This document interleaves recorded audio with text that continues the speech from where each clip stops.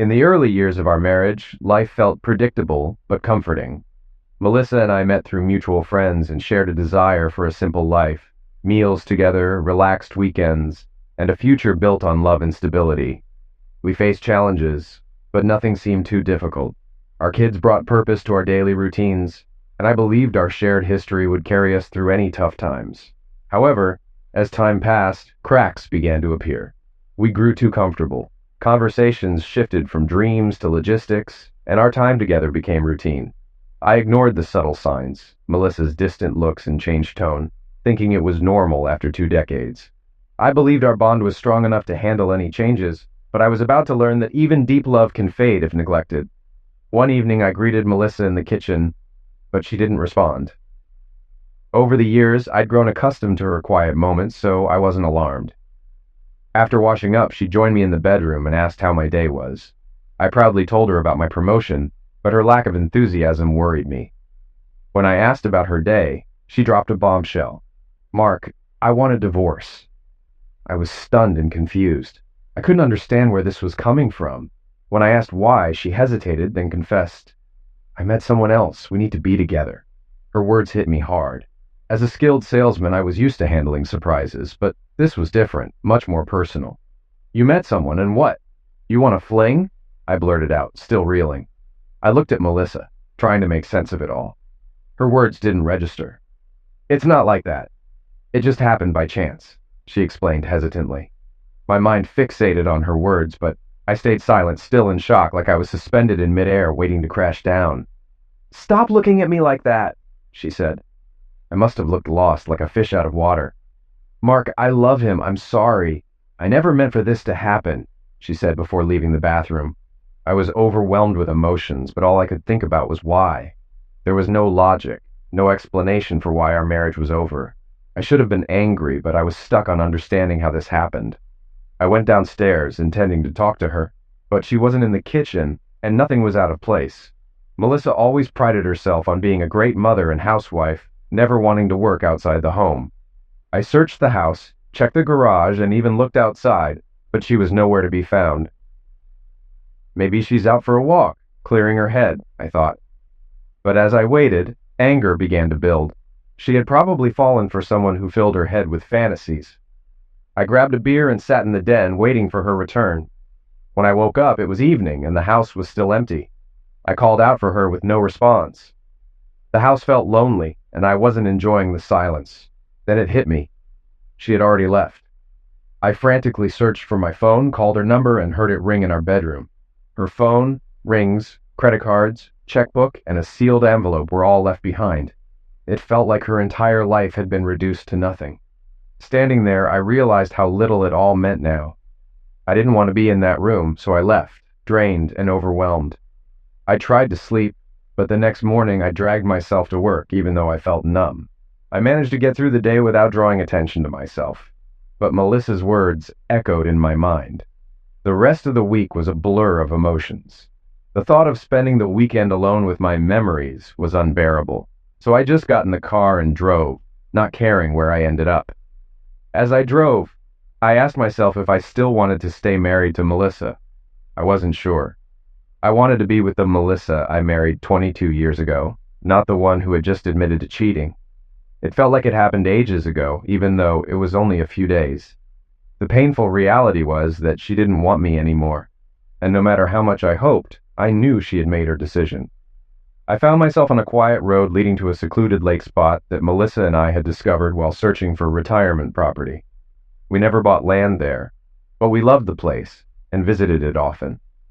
The lake's serene beauty, with the sun setting over the water, once brought us peace. But now I hated it. I didn't want peace. I wanted to rage.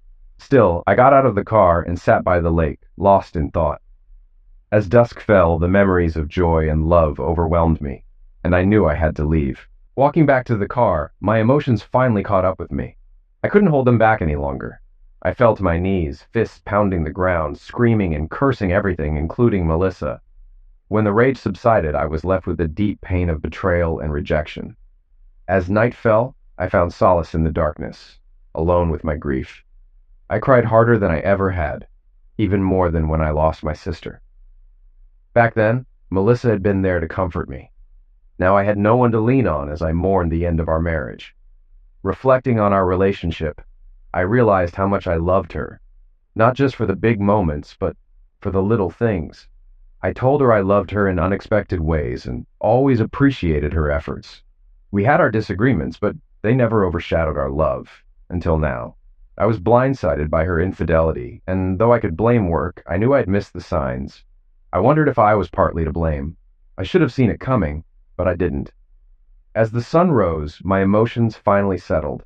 I knew the coming days and weeks would be tough, but I was ready to move forward. My hands were bruised and swollen, but I was determined to start putting things in order. Although I couldn't contact a lawyer on a Saturday, I checked our finances, expecting the worst. To my surprise, Melissa hadn't touched the money. It didn't match the stories I'd heard about cheating, and it gave me a small glimmer of hope. If she hadn't touched the money, maybe this was all a joke or just a one-time fling, and she'd eventually come back. But I quickly dismissed that hope, recalling the look on her face when she left. She wasn't coming back. I was left wondering why. Maybe she trusted me not to take advantage of her and was just waiting for the legal process to play out. The thought of divorce still hurt, but I had no choice but to accept it. I remembered the manila envelope she left behind. Though I dreaded going into the bedroom, I needed to see what was inside. Feeling like an intruder, I grabbed the envelope and quickly left. Back in the kitchen with a beer, I stared at the envelope, curious but not ready to open it. Instead, I checked her phone. There was nothing on it except my number from when I called her on Monday night. Melissa had erased everything. I didn't know whether to laugh or cry. When she got her phone, she insisted on a separate account. The bills went directly to her, and I found no trace of them around the house. Her clothes were still in the closets, along with our kids' photo albums. I couldn't understand why she left behind things she would need to identify herself. After thinking it over, I set aside the mystery and opened the envelope. It had my full name on it. Opening it felt like the final chapter of our life together. Inside were several papers: a petition for divorce, life insurance policies, our marriage certificate, the kids' birth certificates, and the deed to the house. There was also a smaller envelope with my name written in Melissa's familiar handwriting. I held it, dreading what it represented but needing to know. It took 2 tries to open it. Inside was a single sheet of paper, covered front and back with her writing. I took a long drink from my beer before reading her letter. Dear Mark, I'm not sure when you'll find this letter, but by now, you know I've left you for someone else. This wasn't something I planned, and I'm sorry for the pain I've caused. You always trusted me, never suspecting I was capable of this, and I've struggled with guilt.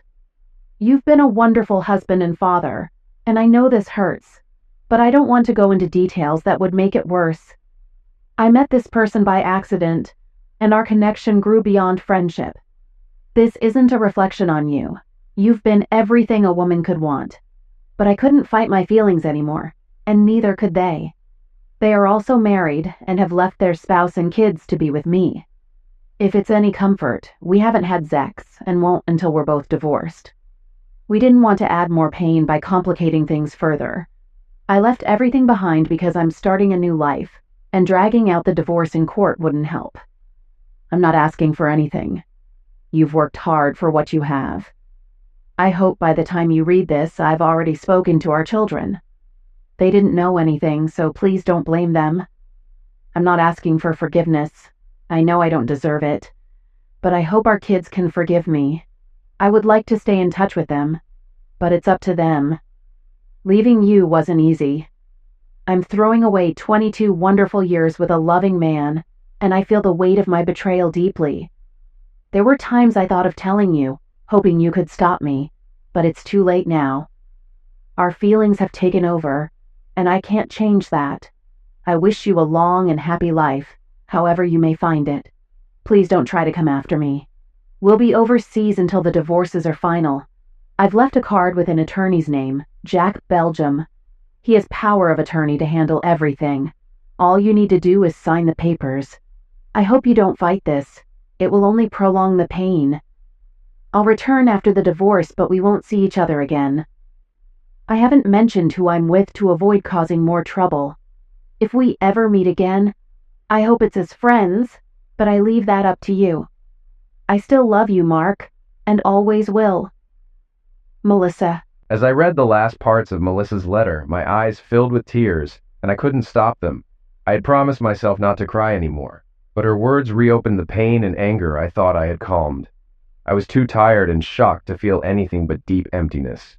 I put everything back in the envelope and left it on the table, unsure of my next steps. I knew I needed legal advice, and it was a relief to know someone else could help carry this burden. Though Melissa avoided giving too many details, I was skilled at reading between the lines. I knew I'd reread her letter many times, searching for what she hadn't said. Over that dreary weekend, time dragged on. Despite her claim that she hadn't slept with her lover, I found comfort in getting rid of certain things in the house. I moved the bedroom furniture to the garage and boxed up her clothes, even though it was one of the hardest things I'd ever done. I could still smell her on every piece. But I pushed through, knowing it was better to deal with one big hurt than let it eat at me little by little. The rest of the month followed the same pattern, except my attorney seemed pleased with the settlement, or lack of one. I was glad someone could find joy in this mess. My curiosity about the man Melissa left with grew. I'd determined he was wealthy, given that she didn't take anything with her, expecting to buy new things with his money. He was also well-connected, likely helping them stay incognito overseas. She'd left her driver's license behind, planning to disappear. Melissa had covered her tracks too well for it to be a solo effort. I suspected she had professional help, but my neighbors didn't notice anyone unusual at the house. However, they did see her leave around 11:30 a.m. each day. The man had also left behind a wife and young children. That, combined with his wealth, gave me a starting point for my search. The rich are easier to track. I spoke with my attorney several times over the next few weeks, and he urged me to sign the divorce papers, fearing Melissa might return and make things worse. I shared that fear, but wasn't ready to sign yet. In our no-fault divorce state, everything earned during the marriage was considered communal property. Since Melissa had stayed home, I could end up paying significant alimony and losing half of everything. Despite the risks, I needed to learn more about her affair before signing. Using resources at work, I identified several wealthy men in the state who fit the profile. I narrowed it down to a few possibilities. Men in their late 30s or 40s with wives likely between 30 and 40 years old. It was a long shot, but it made sense. Now, I faced the hard task of finding which wife on my list was missing a husband, then contacting her to explain why I needed to know. I'm not sure why I felt the need to contact this other man's wife or soon-to-be ex-wife. It just seemed like the right thing to do. It sounds simple, but after more digging, I found that most of the men on my list traveled frequently for business, often spending days or weeks abroad. Which of those husbands hadn't come back? If Melissa's lover had returned home and then quickly left, it would be almost impossible to identify him.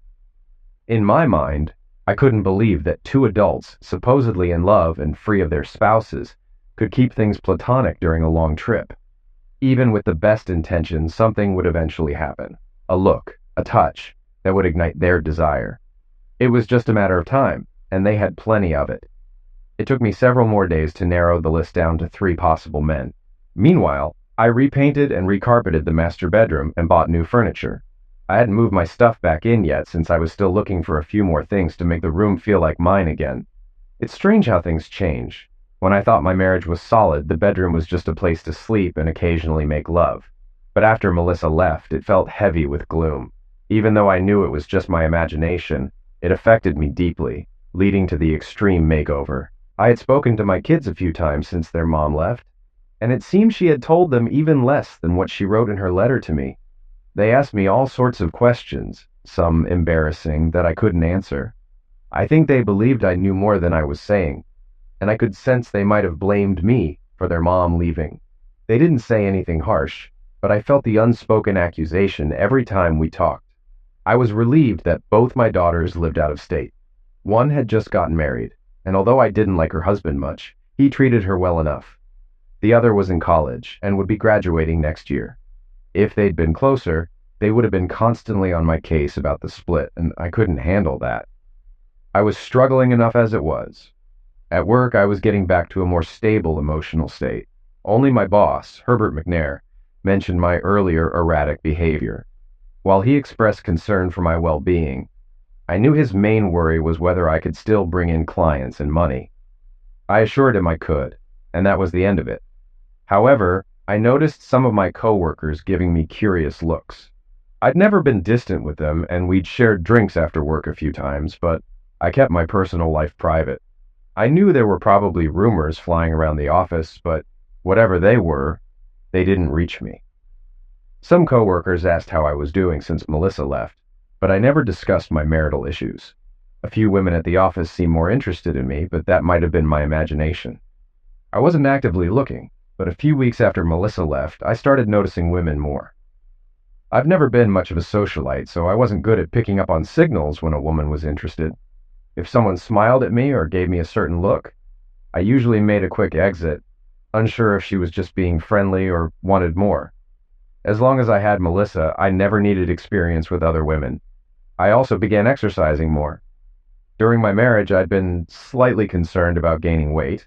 Not too much, but enough to justify 20 minutes of exercise each morning. I started running and doing a more complete workout, spending an hour each day at it. It helped me burn off anger.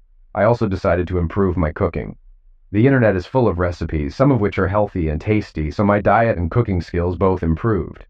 My weekday evenings became predictable. Cooking, cleaning, fixing things around the house, researching my project, bathing, and then sleeping.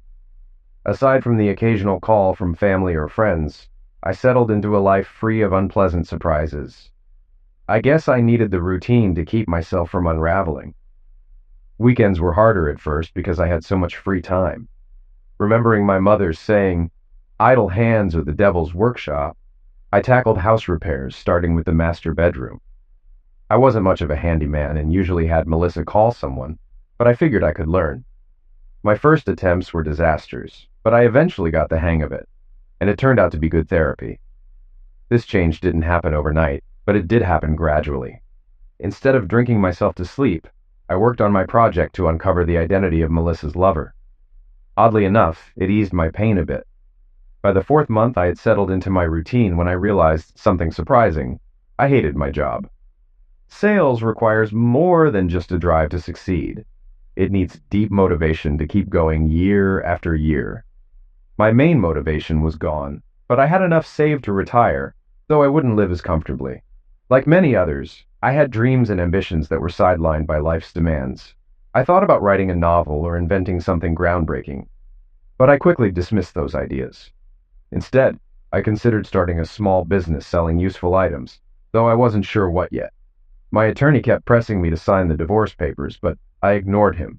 I knew he was looking out for my best interests, but I was too focused on finding out who Melissa had run off with. My daughters were less forgiving of my inaction. They didn't want their parents to divorce, but they realized things weren't as hopeful as they initially thought. They gave me a hard time, more out of their own pain than anything I'd done. During all this, I hadn't heard a word from Melissa, nor had our children. I assumed her attorney was keeping her informed. My lawyer tried to track her down, but her attorney, Jack Belgium, was tight-lipped, which only strengthened my resolve. My attorney had one last-ditch option up his sleeve, filing an alienation of affection claim. But it was a risky move, dependent on the judge's discretion. We'd only use it if necessary, meaning we'd be fighting the divorce, something that both pleased and frustrated my attorney. He'd earn more money, but was annoyed because if I signed the papers, I'd keep everything from the marriage, and he'd have a victory on his record. By the 6th month, I was certain I despised my job and seriously considered doing something else. I stuck with it because it paid well, and I might need the money for future legal battles. With that in mind, I started day trading, setting aside only what I could afford to lose. It didn't go well at first. I lost more than I made. But after a few weeks, I adjusted and began making small profits. I wasn't going to get rich, but I made enough to reinvest. I've never been a risk taker, but when Melissa left, many of the reasons I'd been so cautious in life left with her. In the past 6 months, I started taking karate classes at a friend's suggestion after my wife left. The training brought balance to my life, both physically and mentally, so much that I began attending 6 days a week. I wasn't aiming for a black belt. I just enjoyed the discipline and self-defense.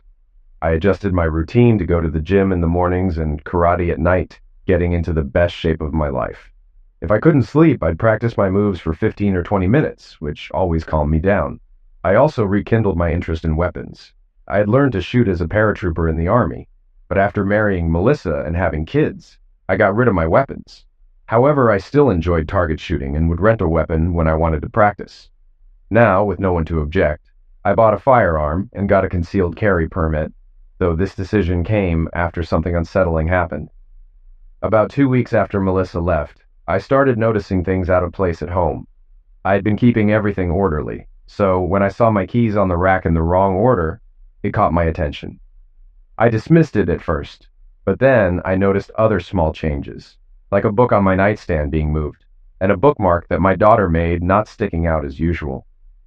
These little things made me feel like someone had been in my house, searching for something. Although I wasn't sure, the thought unnerved me enough to change the locks and install a top-of-the-line alarm system and cameras. I also started going to the shooting range again and took NRA home protection courses. I knew I was getting a bit paranoid, but living alone after so many years with Melissa was disorienting. My mind was a mess, and nothing made sense. I couldn't shake the feeling that I was missing something important, or maybe just deluding myself because of my lingering feelings for my wife. But then I questioned whether I still loved her at all. Love fades if it isn't nurtured, and I knew I'd have to confront that if I ever saw Melissa again. But I also wondered why I didn't just accept the divorce and move on, especially since the terms were in my favor. Maybe it was my ego refusing to let go. Those thoughts didn't comfort me, so I pushed them aside. I wasn't entirely alone, though. Once word got around the office about my separation, I caught the interest of several female coworkers. As I got into better shape, that interest grew. I went on a few dates, but nothing worked out. I was too preoccupied with finding Melissa and wasn't ready for a serious relationship. The women quickly realized this, and after one date, they usually saw that I needed closure before I could move on. My search for Melissa had reached a dead end. Though I had 3 possible suspects, none fully matched the criteria. So I changed tactics and tried to figure out where Melissa might have met her lover. Using a map, phone book, and the internet, I identified every mall, coffee shop, and public place within a 30-minute drive from my house. The sheer number of options was overwhelming, and for a moment my resolve wavered. But then I thought, what else is there to do? I'm no investigator, but it made sense to just start asking around. Armed with the latest photo of Melissa and printouts of 3 suspects, I began my search, starting with the closest locations. Each day during lunch, I spent 1 to 2 hours visiting places, following pre-printed directions to maximize my time. I managed to visit 3 spots daily, but avoided weekends since Melissa was with me. In the 3rd week, I finally had some luck. By then, I had gotten better at asking questions and showing photos, approaching people with calm confidence. On a Friday at a cafe and bar, a female server took a second look at Melissa's photo and recognized her, though she hesitated at first. After some gentle persuasion and a little cash, she opened up. She didn't recognize the men in my photos, but mentioned another man she'd seen with Melissa. Gray beard, glasses, neatly cut salt and pepper hair. Though I didn't recognize the description, she confirmed they had been seen together multiple times. Leaving the cafe, I felt elated, finally having a solid lead. That day, my mood was so good that coworkers noticed, and I even closed a tough deal at work, earning praise and a bonus from my boss. Despite my situation, I felt surprisingly positive. Using the server's description, I created a composite sketch of the man. The result looked like someone who belonged in a university, but I couldn't match him to anyone online. A few weeks later, I had almost given up. I brought the sketch to work to continue searching during lunch. One day, a coworker, Arturo Mendoza, stopped by and noticed the drawing on my desk. To my surprise, he recognized the man, saying he was a regular donor to a charity our company supported. Though Arturo couldn't recall the name right away, he eventually remembered. Conrad Miller. I was thrilled. Sometimes it's the little things that make a big difference, and getting this name felt like a major breakthrough. I considered investigating at work, but Arturo's behavior made me think it was better to do it at home. Oddly enough, my house had become my home again, despite the pain and memories of Melissa. That evening, I quickly found out about Conrad Miller. Yes, he had a younger wife and 2 kids, but there was no mention of any long trips abroad. In fact, he seemed to be a homebody. His wife, Diane Lindgren, kept a low profile, which isn't easy when you're married to a billionaire. The internet was full of information on Conrad, who was a dot-com billionaire from the 1990s, He had diversified his wealth, investing in everything from airlines to weapons research. I finally understood what Melissa had meant in her warning. But why would a guy like that, who could have any woman, be interested in my wife? It didn't make sense. Diane was beautiful, and while Melissa was attractive, she wasn't in the same league. My initial excitement faded, leaving me confused and lost. What was I supposed to do now? I had been thinking about a millionaire, but a billionaire? That was a whole different world, with tight security around them 24/7s. Reaching out to Conrad's wife no longer seemed feasible. I couldn't help but wonder what Melissa had dragged us into. I went to bed feeling more dejected than ever. The rest of the week felt the same, uncertain and apprehensive. It was as if my subconscious was trying to keep me from discovering the truth. The internet may be full of lies, but it's useful when digging up information. I quickly found more details about Conrad and Diane online. Conrad was wealthy but looked more like a bookish professor. Diane was stunning, making it even harder to understand why Conrad would be involved with my wife. But despite all this, I was no closer to understanding anything. I spent weeks researching Conrad Miller's business interests. While I'm no financial analyst, it was clear his businesses were diverse. A third of them were publicly traded and easy to research, but the rest were privately held and difficult to investigate. As for my day trading, I initially set aside $10,000 but quickly lost most of it. After investing another $20,000, I finally started to see small profits. By the time I had blown through almost $40,000, I began making more significant gains. 6 months after Melissa left, I decided to quit my job to focus on day trading and finding my wife. Despite attempts by my boss and coworkers to change my mind, I told them I no longer wanted to work. With Melissa gone, I had nearly $2 million in assets, with day trading accounting for 40%. The rest came from savings and equity in my mortgage-free house. I also had $400,000 and a 401k I could tap if needed. Realizing Melissa's lover was a billionaire, not a millionaire, made my chances of getting close to him slim. I shifted my focus to learning more about his wife, Diane. Unfortunately, there wasn't much information as she led a reclusive life. There were rumors of estrangement, which wasn't surprising. I did find out that Conrad had a large estate in Tuxedo, New York, where his wife and children lived, but he rarely spent time there. I learned all this around the time I quit my job. Now nothing was tying me down.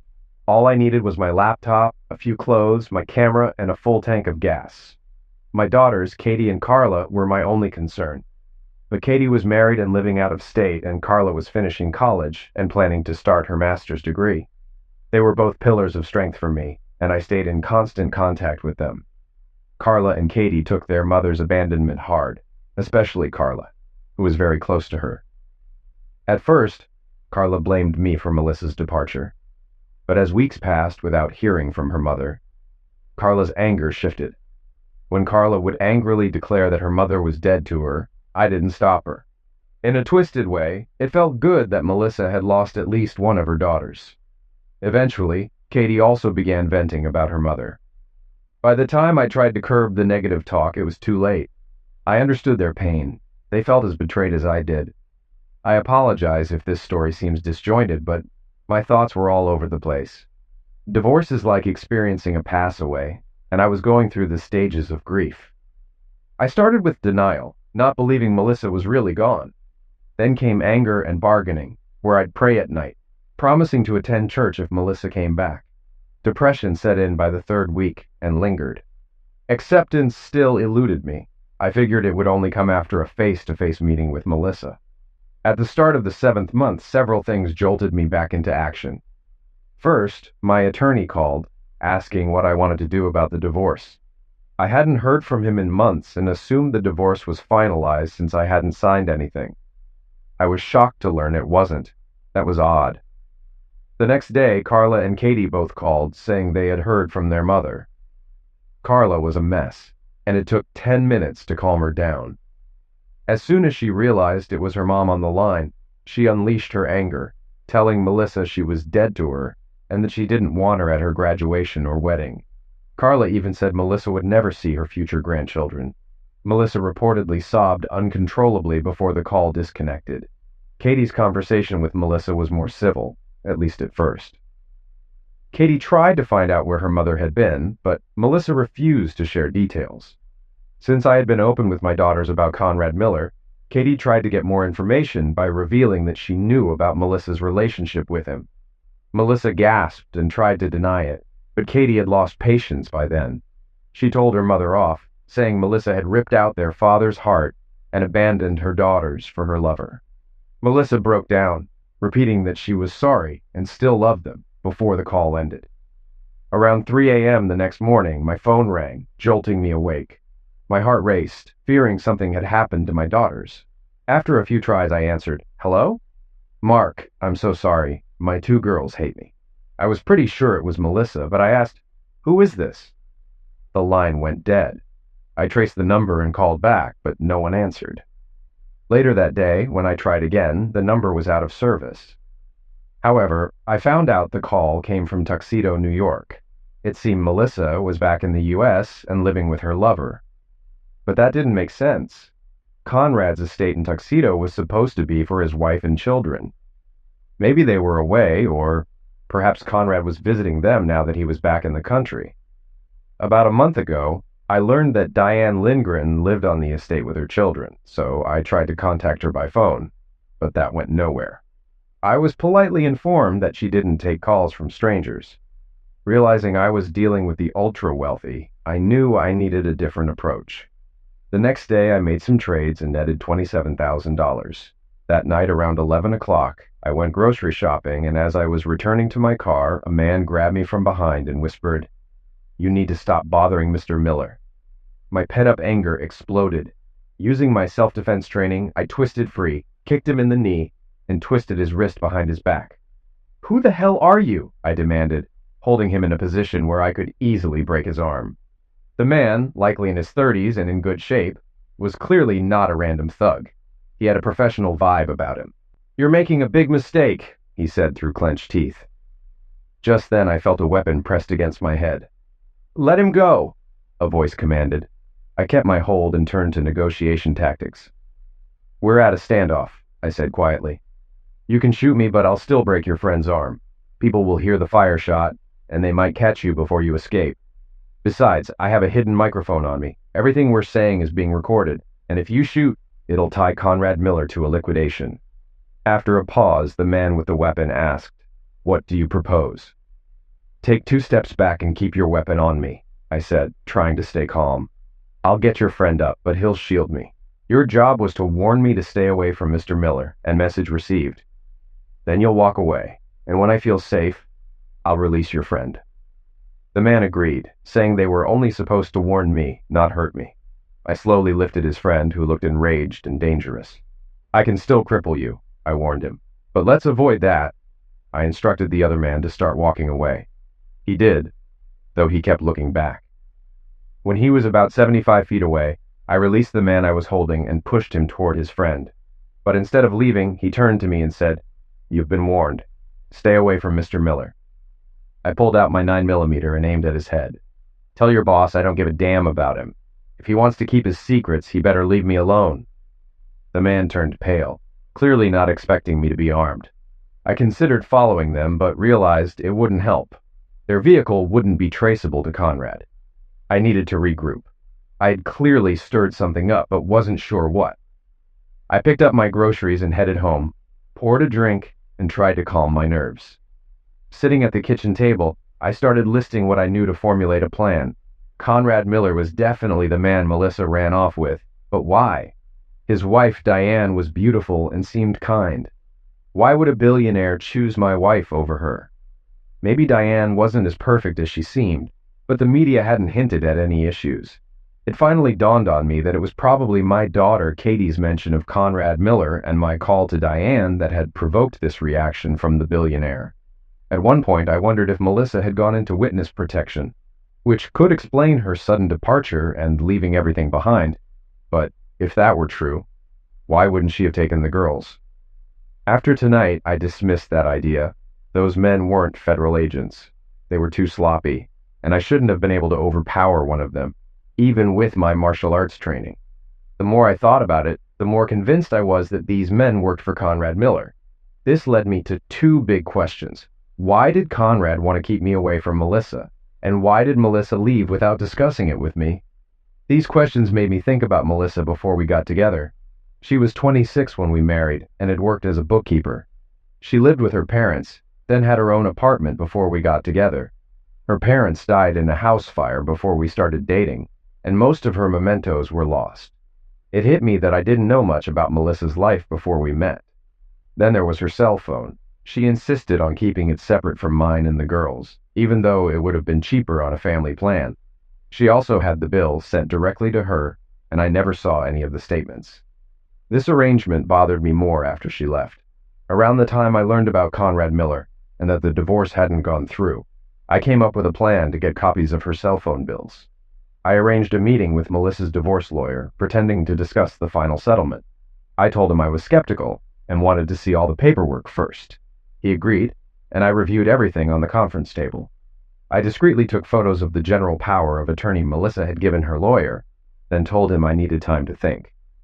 At home, I downloaded the photos and altered the document to make it look like I had the power of attorney. It wouldn't hold up to close scrutiny, but I was confident it would work. When I presented it at the cell phone provider's store, they asked for Melissa's password. Luckily, I remembered seeing her enter it once. It was a combination of our daughter's birth dates. I used it, and it worked. I learned that Melissa's phone had been canceled shortly after she left, but I also got the last year of statements. Back home, I analyzed the statements and ruled out most of the calls as routine. But once a month, Melissa had called a number in Nashville until about 4 months before she left. The calls were always on the same day and at the same time each month. Then, in the months leading up to her departure, the calls increased, and the day before she left, there were 5 calls to this number. The idea that Melissa had been phoning her lover all this time infuriated me. But another thought quickly followed. If the affair started recently, why had she been making 1 call a month for 8 months before it supposedly began? And why were the calls on the same day each month? The sudden increase in calls didn't make sense. I tried calling the number, but it had been disconnected. I had high hopes, but the phone bills turned out to be another dead end. It was so frustrating that I thought about just signing the divorce papers and moving on.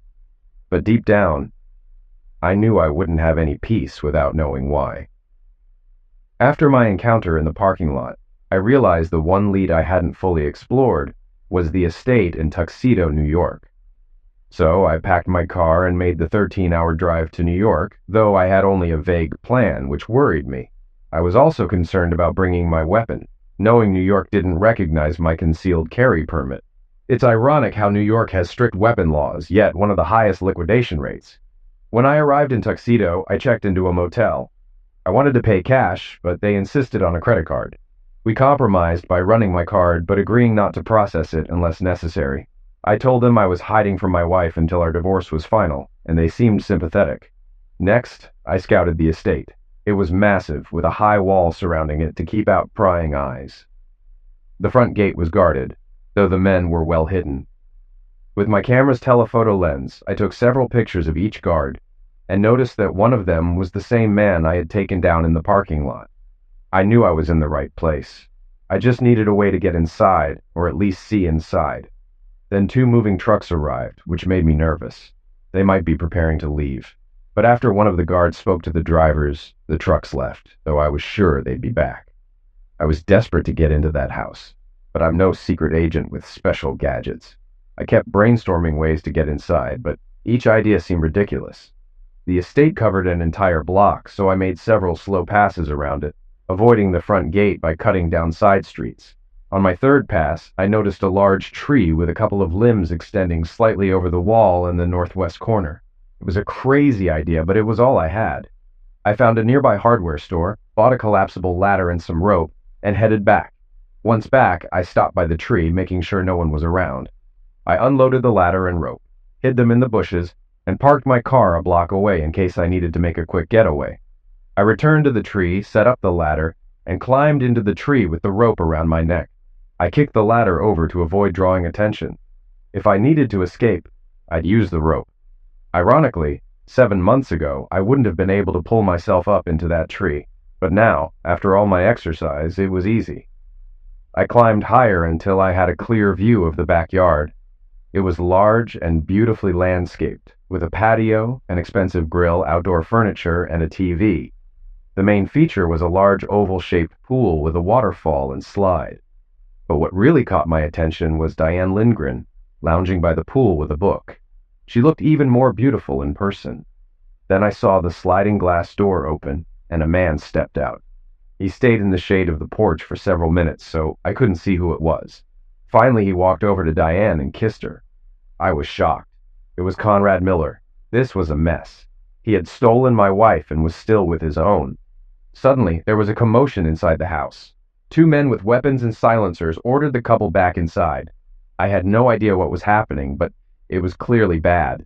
I pulled out my phone and called emergency, telling the operator there had been a shooting. I wasn't sure if there had been, but I figured it would get the police there faster.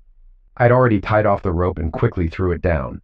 It only took me seconds to descend, and then I sprinted toward the house, expecting someone to shoot me at any moment, but no shots were fired. When I reached the sliding glass door, it was still open. I quietly slipped inside and crept toward the voices. Peeking into a spacious living room, I saw 7 people. 4 were strangers, but I immediately recognized the other 3. My heart sank when I saw Melissa among them. Melissa was sitting on the couch with Diane and her husband. "Please, Gino," Conrad begged. "Let the women go. I'm the one who took the money. I can get it back for you and more." "It's not about the money anymore," said a short, heavy-set man with a nasty smile. "It's about honor. You stole from us, and that woman got my brother Johnny sent to prison for 20 years. I was horrified when Gino pointed his weapon at my wife. "Gino, she didn't do it. I did," Diane said defiantly. "I used her computer to send all the information to the government. She had nothing to do with it, but she cooperated." "All the information?" Gino sneered. "It doesn't matter. She knows too much, and I'm not leaving any loose ends. Since you're going to eliminate us anyway," Conrad interrupted, "can I ask a few questions?" "Why not?" Gino smirked. "I've got a few minutes. I sent one of my men to confirm something." "What is that?" Conrad asked. Gino chuckled. "I was surprised when you and your bookkeeper showed up last night.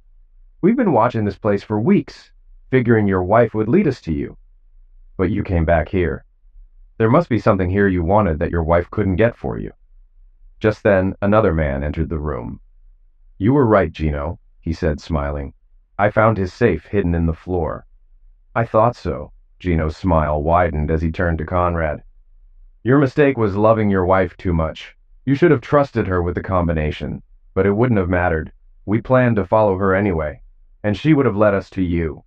Conrad sighed, looking sadly at his wife before turning back to Gino. "But why go after Melissa? She was just a bookkeeper." "She was your personal bookkeeper," Gino corrected. "You treated her more like a daughter than an employee. I figured she knew where your money was and how to access it. I also thought she'd know every property you owned, giving us places to search for you." "But how did you find out we informed on your brother?" Diane asked. "You were clever in how you fed information to the government," Gino admitted. "Even your husband didn't know you were the informant at first. It took years and a lot of money for our hackers to trace it back to you. I have to hand it to you." Gino chuckled. "What do you call yourself now? Conrad Miller? That was smart. You and your wife had plastic surgery and reappeared as new billionaires. But most of that wealth is a facade, isn't it?" "It was clever because I knew you hadn't stolen $1 billion. What did you take? 40 or 50 million? 78 million, Conrad corrected. "That much?" Gino nodded. "I'm impressed. But you were always the smart one, Jacob. That's why my brother brought you in. You took our illegal money and turned it into legitimate businesses. But you got greedy and skimmed too much, hiding it in places we didn't know about. Johnny finally caught on, and he was about to eliminate you when your wife ratted him out to the feds. It threw me off for a long time, but I eventually found your bookkeeper. I planned to grab her and her family, torturing and liquidating them one by one until she gave you up. But then she disappeared without a trace. That's when I knew there was a mole in my organization. It didn't take long to figure out it was Kelly, and we eliminated her." "Kelly's dead?" Conrad asked, shocked and saddened. "Yes, but I didn't eliminate her. She jumped from a second-story window trying to escape. Unfortunately, she died on impact, so we didn't get any information from her. After she bolted, it didn't make sense to grab her family without knowing where she was, so we tapped their phones. It took months, but that's how we discovered your real name and this location. If you knew we were here, Why didn't you take us last night? Conrad asked. Gino shook his head. I outsmarted myself. While watching this house, I figured you'd need new IDs, so I blocked them from being delivered. My plan was to replace the moving van drivers with my men, but when you didn't get the new IDs, you sent the vans away. That's when I decided to strike. Now here we are. Enough talk. You can make this easy or hard. I need the combination to the safe. If you don't give it to me, I'll eliminate your bookkeeper first, then your wife, and finally you. Worst case, I'll just cut open the safe. As I stood just out of sight, everything clicked. I had one option. Gino, I used to think your brother was the lowest prick, Conrad snarled. But you've proved me wrong. I'll take that as a compliment, Gino laughed. But don't worry, I'll pass your regards to Johnny. Now let's finish this. Months of anger, depression, and hopelessness faded away. I was still scared, but I knew I had to act. I quickly reviewed all my firearms training, checked my Ruger's safety, and aimed at Gino. My instructor had taught me to eliminate the most immediate threat first. I knew I had only seconds to make each shot count. I took a small breath and squeezed the trigger. I knocked Gino in the back, and he fell forward. I then shot the man aiming at Melissa, taking him down. I fired again, striking a third man before they started shooting back. A bullet shot my left side, but I kept shooting. The fourth and fifth men went down, but I was shot again, feeling a bullet slam into my left shoulder. Blood was running down my face, likely from a graze on my forehead. I stood there, staring at Melissa, unable to speak. Her eyes widened, and she started toward me. I remember hearing the wail of police cars before everything went dark. When I woke up, I knew I was in a hospital and remembered everything. It was dark, and the room was filled with medical equipment. I noticed I was handcuffed to the bed. In pain, I pressed the button for a nurse. To my surprise, Melissa entered the room with a policeman. "Mark," she said in a panicked voice, "are you all right?" "I just hurt," I replied weakly. "I was hoping someone could give me something for the pain." A nurse arrived moments later with a syringe and administered the pain medication. The pain began to ease. Melissa moved to my side, and the policeman stood at the foot of my bed. "Oh, Mark," Melissa cried. "I'm so sorry for putting you through all this. I didn't know what else to do. I knew what Johnny and Gino were capable of and was terrified of what they'd do to you and the girls. I wanted to protect all of you. Conrad convinced me that the only way to keep you safe was to make you believe I'd found a lover and divorce you. I almost crumbled when I saw the hurt in your eyes." Melissa sobbed harder. I reached out and took her hand. "You did it to protect us, and yes, it hurt a lot. I spent months trying to understand why you abandoned us. I needed to know why. And I'm sorry. I think I led Gino and his men to you and Conrad." "No, it wasn't your fault, Mark," Melissa choked out between sobs. "It's all my fault. I was so lonely and missed my family so much that I called each of you, even though Conrad warned me not to. When I found out how much the girls hated me, I wanted to die. But I couldn't tell you where I was or what was happening. Conrad was working desperately to get us new identities and find a new hiding place. The moving trucks arrived, but we still didn't have our IDs. I'd resigned myself to getting eliminated, but at least my family would be safe. The pain medication kicked in, and I lost track of time. When I woke, the sun was shining. Melissa was asleep in the chair next to my bed, holding my hand. My arm was bandaged, and it ached, but my side hurt more. Still, the pain wasn't too bad, so I tried to pull myself up in bed. If you've ever spent time in a hospital bed, you know how uncomfortable they are. Plus, it's hard to move when you're handcuffed to the bed. My attempt to sit up startled Melissa awake, alarm in her eyes. "What are you doing?" she asked. "Just trying to get comfortable," I replied with a weak smile. She adjusted my position until I was more at ease, then surprised me with a kiss. I never thought I'd feel her lips on mine again. "I love you with all my heart," she whispered. "Can you ever forgive me?" "Melissa, it's clear I still love you," I said. I thought about signing the divorce papers, but after 22 years of marriage, I couldn't do it without knowing why. I suspected you might have taken a lover, but it never made sense. I couldn't give up until I was sure you didn't love me anymore. "Oh God, what did I ever do to deserve you?" she said, crying again. After she calmed down, I told her to take the key to my motel room and get some rest. She looked exhausted, so I insisted. Convincing the policeman on duty to let her have my motel key was another challenge, but a call to his superiors finally did the trick. I then learned the district attorney was debating whether to charge me for having an illegal weapon. Ridiculous, considering I'd just helped take down a major crime organization, and they were worried about a concealed carry permit. After Melissa left, I asked the nurse to get my cell phone, but the police had taken it. They eventually let me use the hospital phone, and I called both my daughters, Katie and Carla, and told them the whole story, leaving out the fact that I was in the hospital until the end. They were upset and insisted on coming to see me. Both girls were distraught when they learned what their mother had been through and regretted how they had treated her. I told them not to knock themselves up. I would have said worse if I'd had the chance. 10 hours later, Katie arrived at the hospital after catching a flight to LaGuardia and renting a car. She looked pale as she entered my room, and Melissa had stepped out for coffee. "Oh, Daddy, are you going to be all right?" she asked, hugging me gently. "The doctors say I'll be fine," I assured her. "They're discharging me tomorrow." By then, the DA decided not to press charges, but we had to agree to be available if they needed us to testify. A few minutes later, Melissa returned. I hadn't told her the girls were coming, afraid she might run away again after what they'd said to her.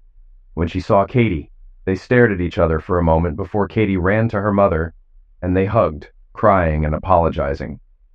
4 hours later, Carla arrived, and the scene repeated. Soon, all three women were clustered around my bed, fussing over me. Finally, the nurse got me up to walk around, and my wife and daughters refused to leave my side. Tears filled my eyes. It took over 6 months, but my marriage had gone from the brink of ruin to being stronger and more loving than ever. In the weeks after the shootout, I learned that Gino and 2 of his men died at the scene. The other 2 survived surgery and now face liquidation and hijack charges, likely spending the rest of their lives in prison. Gino's brother Johnny was also indicted for liquidation, and all 3 of Conrad's guards died. Thankfully, my name and Melissa's were not released to the media. Though the FBI assured me the criminal organization was destroyed, I insisted on having our names redacted and obtained a court order to seal the records. Conrad and Diane turned state's evidence, exposing parts of the criminal network the feds hadn't uncovered. They were sentenced to community service, contingent on turning over their illegally gained wealth, much of it in bitcoins locked in the safe. They must have had valuable information to get such a light sentence. I also learned that their 2 children were staying with a nanny in Florida. After finishing their community service, Conrad and Diane left the U.S., likely not surrendering all the money. A year later, we received a postcard from Spain that simply said, "We're sorry for everything. Thank you." Having Melissa back home took some adjustment. I still felt some resentment for her leaving, even though I understood why she did it. Meanwhile, Melissa struggled with night terrors, waking up screaming. Counseling really helped us. Coming home was a shock for Melissa. The house had changed a lot while she was gone. I'd taken care of all the repairs, repainted, and completely redone our bedroom. Melissa also had to adjust to my new work life. I no longer wanted a traditional job and now work from home making day trades, which lets us take spontaneous vacations together, something she loves. She was impressed by how fit I'd become and started going to the gym with me, although she wasn't interested in karate. Now we go to the gym 3 times a week, and I practice karate twice a week. Our sex life reignited with a new intensity as we both realized we couldn't take anything for granted. Carla is getting married in 3 months, and Melissa is deeply involved in the wedding planning. Katie is pregnant with a boy, and both girls call us almost daily. Carla even moved in for a few weeks after I got home to help, but I was relieved when she went back to her apartment. I didn't need another wife. Melissa and I still worry about each other a lot. When we started sleeping together again, I'd wake up when she reached out to make sure I was still there, and I'd do the same. At the start of all this, I was desperate to understand why she had left me.